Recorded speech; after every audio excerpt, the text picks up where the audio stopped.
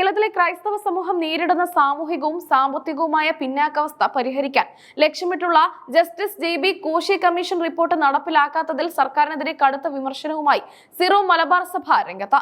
വരാനിരിക്കുന്ന നിയമസഭാ തിരഞ്ഞെടുപ്പിൽ ഈ അവഗണനയ്ക്ക് വോട്ടിലൂടെ മറുപടി നൽകുമെന്ന വ്യക്തമായ സൂചനയാണ് സഭ നൽകുന്നത്. കത്തോലിക്ക Congress global director father doctor Philip Kavil സഭയുടെ ഔദ്യോഗിക മുഖപത്രമായ ദീപികയിൽ എഴുതിയ ലേഖനത്തിലൂടെയാണ് നിലപാട് വ്യക്തമാക്കിയത്. ക്രൈസ്തവ സമുദായം അനുഭവിക്കുന്ന അനീതിക്കും ബോധപൂർവമായ അവഗണനയ്ക്കുമെതിരെ ഇത്തവണത്തെ തിരഞ്ഞെടുപ്പ് വിധി നിർണ്ണയിക്കുമെന്നാണ് അദ്ദേഹം കുറിക്കുന്നത്. JB കോശി കമ്മീഷൻ എന്നത് വികാരപരമായ ആവശ്യങ്ങൾ ഉന്നയിക്കാൻ രൂപീകരിച്ച ഒന്നല്ലെന്ന് ലേഖനം ചൂണ്ടിക്കാട്ടുന്നു. കേരളത്തിലെ ക്രൈസ്തവ വിഭാഗങ്ങളുടെ പിന്നാക്കാവസ്ഥയെക്കുറിച്ച് കൃത്യമായ സ്ഥിതി വിവരണ കണക്കുകൾ ശേഖരിച്ച് ശാസ്ത്രീയമായി തയ്യാറാക്കിയ ഒരു നീതി പത്രമാണിതെന്നാണ് പൊതുവെ വിലയിരുത്തപ്പെടുന്നത്. എന്നാൽ ഈ റിപ്പോർട്ട് സമർപ്പിക്കപ്പെട്ട മാസങ്ങളും വർഷങ്ങളും പിന്നിട്ടിട്ടും ഭരണകൂടത്തിന്റെ മേശവലിപ്പിൽ പൊടി പിടിച്ച് കിടക്കുകയാണെന്നത് സഭയെ ചൊടിപ്പിക്കുന്നു. വിദ്യാഭ്യാസ മേഖലയിലും തൊഴിൽ രംഗത്തും ഭൂമി സംബന്ധമായ കാര്യങ്ങളിലും ക്രൈസ്തവർ നേരിടുന്ന പിന്നാക്കാവസ്ഥ റിപ്പോർട്ടിൽ അക്കമിട്ട് നിരത്തുന്നുണ്ട്.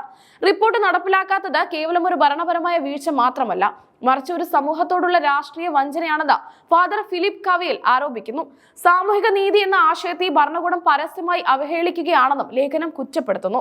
തിരഞ്ഞെടുപ്പ് കാലത്ത് മാത്രം ന്യൂനപക്ഷ സംരക്ഷണം പ്രസംഗിക്കുകയും അധികാരം ലഭിക്കുമ്പോൾ ഇത്തരം റിപ്പോർട്ടുകൾ സൗകര്യപൂർവ്വം മറയ്ക്കുകയും ചെയ്യുന്ന രാഷ്ട്രീയ സംസ്കാരം കേരളത്തിൽ പതിവാണെന്ന് സഭ വിശ്വസിക്കുന്നു. ഇതിനെതിരെ സമുദായം ഇനി സൗമ്യമായല്ല പ്രതികരിക്കേണ്ടതെന്ന മുന്നറിയിപ്പും ലേഖനത്തിലുണ്ട്.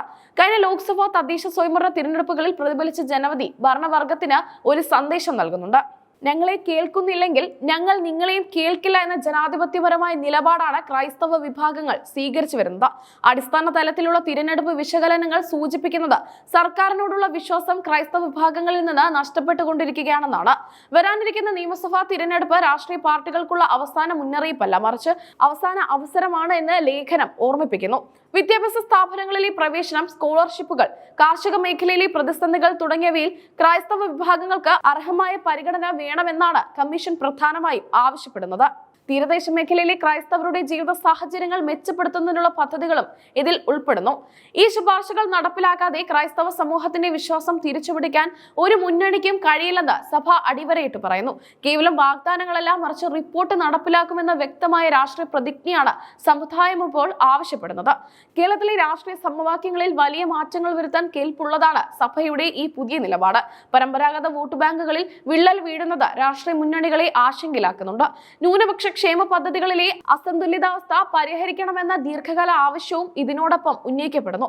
സമുദായത്തിന്റെ പിന്നാക്കാവസ്ഥ പഠിക്കാൻ കമ്മീഷനെ നിയോഗിച്ചവർ അത് പരിഹരിക്കാനുള്ള ആർജം കൂടി ഉണ്ടാകണമെന്നാണ് സഭയുടെ പക്ഷം.